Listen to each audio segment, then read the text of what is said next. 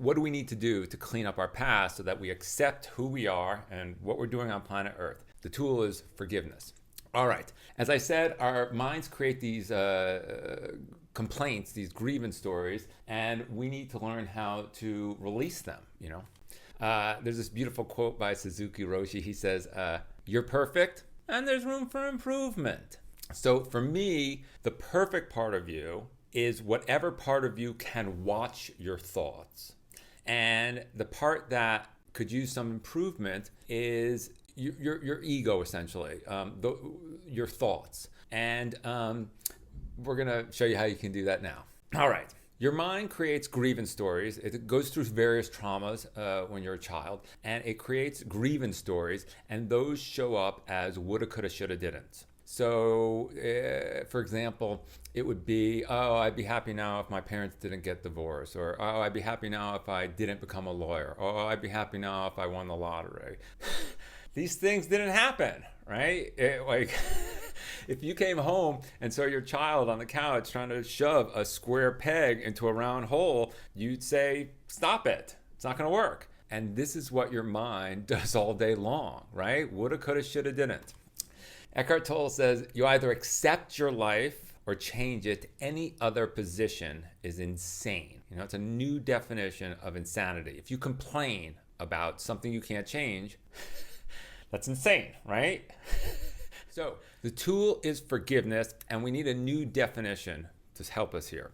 So forgiveness is not condoning someone else's behavior. Forgiveness is releasing your right to resent something happened, right? Ressentiment en français, is again, sentiment is sentiment, and you are re-feeling something from 20, 30 years ago. So how can we clean that up?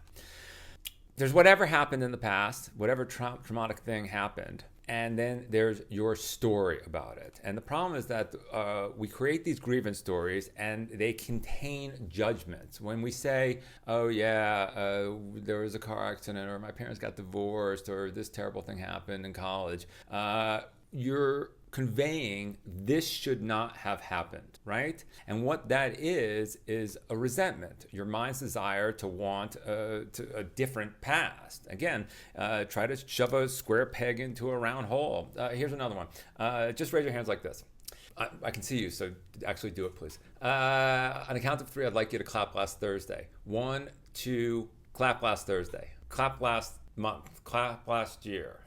You can't change the past. What good does it do complaining about it, right? So anytime we hear, oh, this shouldn't have happened, or I should have become a lawyer, or I shouldn't have married this person, you have an adverse relationship with reality.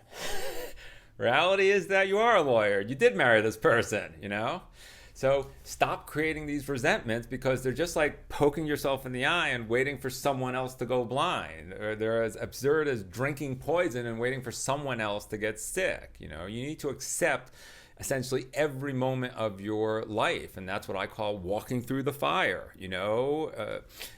owning everything that you are today and everything that went into making you that person. Because, good and evil don't exist out there. They exist in our head. As Hamlet tells Rosencrantz and Guildenstern, there's nothing good or bad, but thinking makes it so.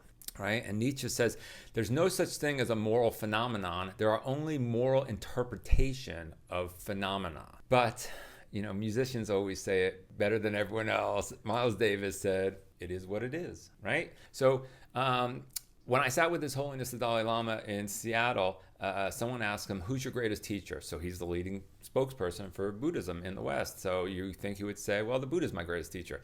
And what does he say? The Chinese, who killed 2 million of his people with axe handles and in horrible ways. That's his greatest teacher. So you might not be so fond of that person you're divorcing right now, or your business partner who did something that you don't think was the best thing for everybody. But, at some point in time, you might look back and think that these people were your greatest teacher. So forgiveness is the ability to accept a no. this did happen. My grandmother died. My dog was hit by a car. This trauma did happen. But I'm going to release the resentment, which is this should not have happened, right? It did happen. You can't shove a square peg into a round hole. You can't clap last Thursday. You have to accept every moment of your life because that made you who you are today. Lily Tomlin says, forgiveness means giving up all hope of having a better past. Unforgiveness is our desire to share our suffering. Unforgiveness is our desire to share our suffering. If you're not willing to forgive, that means that you're not done suffering. And what you're trying to do actually is gain empathy from other people. If you're not willing to forgive people, it just means that you're getting some benefits from playing the victim. So there's a bumper sticker: pain is unavoidable, suffering is optional. Pain is unavoidable, suffering is optional. Pain does not cause suffering. It's our intolerance of pain that causes suffering. So when I talk about Buddhism and the second noble truth, which is the root of all suffering, is desire. And desire manifests as clinging and aversion. Your mind clings to pleasurable experiences and tries to avert painful ones. And this is exactly what Freud wrote 1,000 years later in the paper called The Pleasure Principle. So the problem is that these things are inauthentic, and the phrase "this too shall pass" is so important. The problem is that, you don't want to say, oh my God, this is the most ecstatic, blissful experience of my life. This too shall pass, right? But you do want to use that phrase when you're like, oh, I broke my arm. I got to get to the hospital. I'm in a lot of pain, but I know this too shall pass. At some point in time, my arm will not be broken, right? So pain does not cause suffering. It's our intolerance of the pain, the trying to avert it. But, if you're in pain, it's just information. It's saying, wow, this is really painful. My arm's broken. I better go get it fixed, right? Stop thinking about dinner. Stop thinking about what movie you're going to watch on Netflix tonight. Get to the hospital. Fix the arm. That's what pain is. It's information.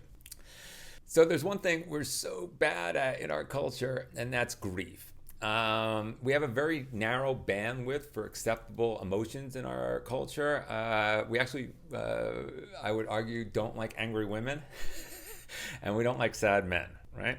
And in particular, there's no one size fits all for how to grieve the death of a loved one, the death of a relationship, the death of a job, the death of a pet. There's no, way. And, we essentially just want people to be good, productive members of society, to go back to work, so we don't allow them the space to grieve. But when you do that, you have to give yourself some time to make peace with reality not showing up the way you expected it to. My grandmother did die. My cat did die. And I have to make peace with that. That is reality.